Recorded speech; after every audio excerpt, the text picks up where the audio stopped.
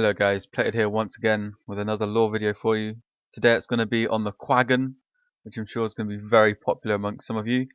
One of the most favourite races, Interior, is now going to have its own lore video. So sit back, relax, and enjoy the lore. Okay, so where to start? The Quaggan, the fluffy bunny race of the sea. So we know they're peaceful, they're an amphibious race, they've got dolphin kind of aspects to them alongside with kind of froggy, toady aspects to them. They can live in water and out water, salt water or fresh water. They're a very peaceful race of people, unless angered, which is when they become highly enraged and go into angry fish mode. But we'll talk about that more in extent later. Let's start with their physiology and how they look. So they're plump little porpoise kind of creatures. They have a flat elongated tail for swimming, their feet are webbed, and there seems to be two different varieties of Quaggan. You've got the northern Quaggan and the southern Quaggan.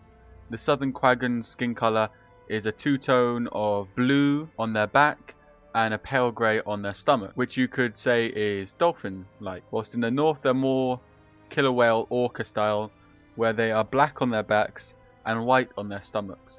So they have a fish theme to them. However, when they become enraged, they turn much more fishy. Their plumpous fat bodies disappear and they become these rigid, muscular, anglerfish style of creatures with large fangs and claws, and they become covered in these armored scales. Now during this time the Quaggan are actually unable to control themselves, and in their culture they call this the rage. And this is where they lose complete control of themselves and they're hell-bent on destruction. There's no tactics, there's no planning, they just want to destroy and kill. And it's a very primitive instinct for these Quaggan, and the Quaggan don't like this part of them at all. In fact, they will try as hard as they can to make sure they never have to enter into this kind of rage. But some Quaggan have actually learnt to control this rage, but amongst themselves these Quaggan are seen as odd because there are very few who can control it. Now the Quaggan really are a peaceful race of people. They'll do anything they can to make sure they don't have to fight, and this is due to their rage form. They really don't like doing this, and so they'll always avoid it as much as possible, and they'll pretty much do anything to avoid it. If a conqueror comes in and gives them terms, they'll agree to them just so they don't have to fight, because they're kind of scared of themselves. They don't want to have to do this, and they could hurt other Quaggan and they could hurt themselves in the process.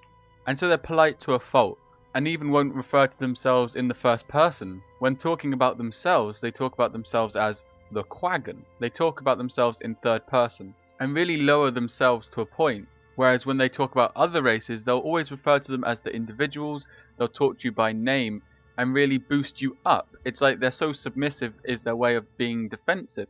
The way they look reflects this. They're this plush little cushy thing.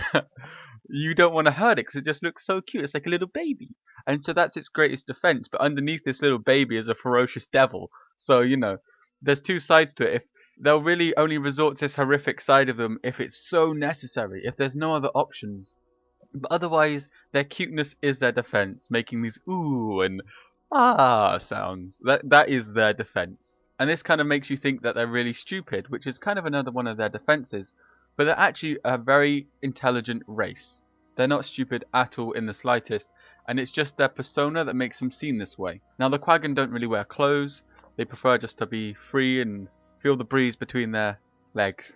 But some do wear clothes to show a sign of individuality. You may see the mayor of their towns in clothing, or their warriors in clothing who defend their town. And this brings a little bit of individuality to each Quaggan, even though they continuously refer to themselves as the Quaggan and don't really have names as such.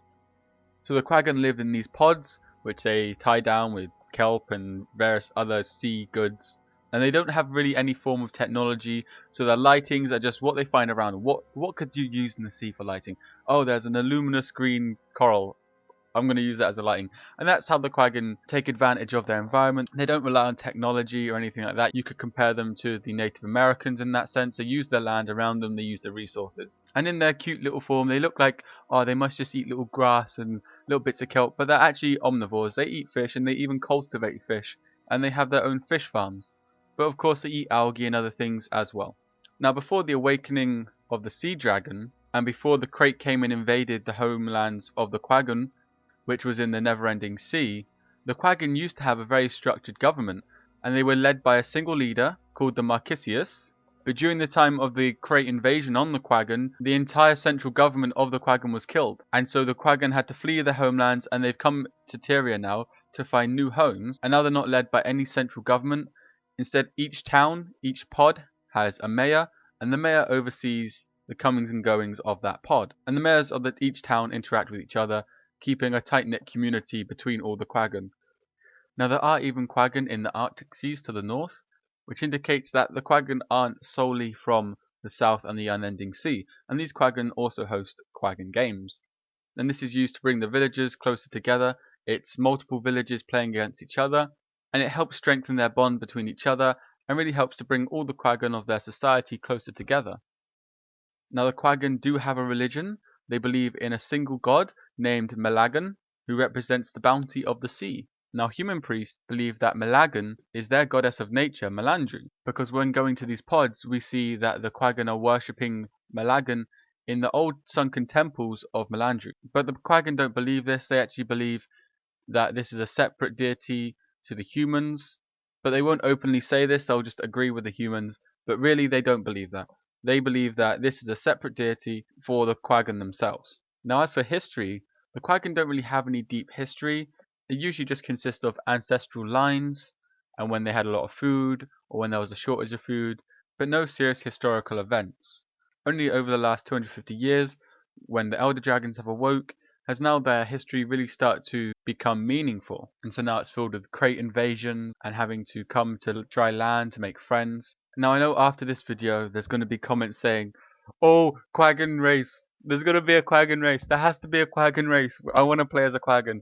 And I'm gonna be the horrible person who says, no, I hope Quaggan don't become a playable race.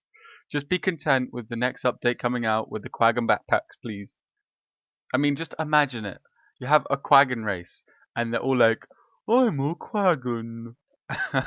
Now, I'm sure to many of you that sounds like a great idea, but within the Guild Wars races, where would they really fit? How would they really help fight the Elder Dragons? What would be the benefits of them becoming a playable race and having a bigger part to play? Now, if you can think of any good reasons, put it in the comments below, and maybe you can convince me otherwise. But until that time, I am hoping that the Quaggan never become a playable race. I'll go halfway and say they should be a ranger pet. You should be able to get baby Quaggan, which are tameable, and that's all I'm going to say. ArenaNet, if you're watching this, make it happen. But apart from that, guys, I hope you enjoyed the lore video, and you can check back here for more videos coming soon. I've got the Crate coming up, the Gruul, the Hylic, and a lot more other races that are going to be getting a lore video made for them. If you enjoyed the video, just give it a like, and if you've got any suggestions or lore on the Quaggan that I've missed out, leave it in a comment below. It helps me out, it helps the channel grow. And until next time, guys, have a good one. La la la la la la la la la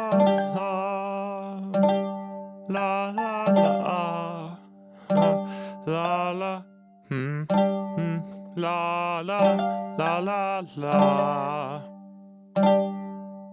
la